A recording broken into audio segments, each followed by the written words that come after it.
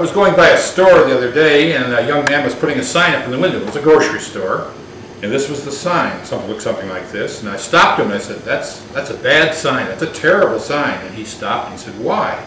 I said, well, first of all, the sign says fresh fish sold here today, right? He said, yeah.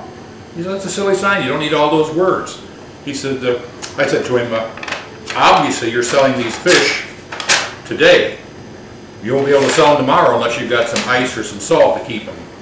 And of course you don't need the word here either, because you're obviously not selling them across the street, you're not selling them next door, you're selling them here. Now this is a word you don't need either, this word sold, okay? Because you're not giving them away, you're not trading them, you are going to sell them. And last but not least, you got the remaining sign says fresh fish. Now, let me tell you, if those fish aren't fresh, you're not going to sell them to anybody. So that's the only part of the sign you need right there. And I felt pretty good about myself, and just then the manager came out of the store and said, what are you doing?